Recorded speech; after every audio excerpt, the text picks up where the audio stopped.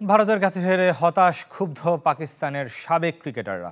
দলের উপর চটেছেন PCB chairman Mohsin Naqvi. Pakistan দলে বড় ধরনের সার্জারির প্রয়োজন দেখছেন তিনি। ভারতীয়রা মেতেছে উৎসবে। সাবেক ক্রিকেটার, বলিউড তারকা থেকে সাধারণ মানুষ জয় উদযাপন করেছে। ভারত পাকিস্তান ম্যাচ ঘিরে আলোচনায় যুক্তরাষ্ট্রের গণমাধ্যমও।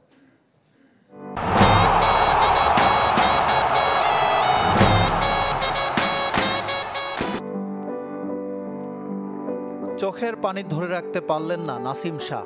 তার কাঁধে হাত রেখে সান্ত্বনা দেওয়ার চেষ্টা শাহিন শাহর। দুই পেসার মেনে নিতে পারছিলেন না দলের হার।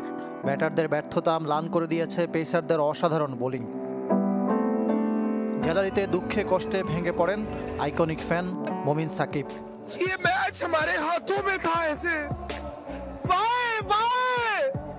তবে এই সমর্থকের হৃদয় ভাঙার গল্প হার মানিয়েছে অন্য সবাইকে। ট্র্যাক্টর বিক্রি করে $3000 দিয়ে কিনেছিলেন ম্যাচের টিকিট। ट्रैक्टर बेच के आया हूँ, $3000 की टिकट ली है और बस ये बिल्कुल भी ज़हनों को गुमान में नहीं था कि मैच हारेंगे। इस पर হাতের মুঠো থেকে জয় ছিনিয়ে নিয়েছে ভারত। পাকিস্তানের সাবেক ক্রিকেটাররা হতাশ, ক্ষুব্ধ। বাবর রিজওয়ানদের মানসিকতা ও গেম সেন্স নিয়ে প্রশ্ন তুলেছেন শহীদ আফ্রিদি, শোয়েব আক্তাররা। ইংল্যান্ডের সাবেক অধিনায়ক মাইকেল ভন মনে করেন জয়ের আত্মবিশ্বাসী ছিল না পাকিস্তানের। 120 रन नहीं कर पाए, मेरे पास तो अल्फाज नहीं है, सिर्फ अफसोस ही कर सकता हूँ। Sad, it's really sad, disappointing. Pakistan should have won this game. Pakistan should have won this game. দলের উপর চটেছেন পিসিবি চেয়ারম্যান মহসিন নাকভি। যুক্তরাষ্ট্র ও ভারতের বিপক্ষে হারের পর পাকিস্তান দলে বড় ধরনের সার্জারির প্রয়োজন দেখছেন তিনি। ভারতীয়রা মেতেছে উৎসবে।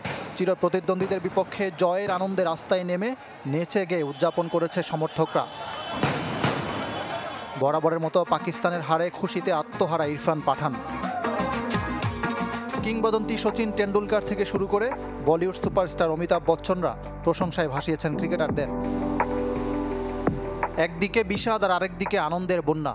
তবে যুক্তরাষ্ট্রে প্রথমবার ভারত পাকিস্তান দ্বৈরথ রোমাঞ্চ ছড়িয়েছে। এমন ম্যাচের আবেদন এড়িয়ে যেতে পারেনি আমেরিকার গণমাধ্যমও। তবে এই খেলাটার সাথে এখনও চলছে তাদের পরিচিতি পর্ব।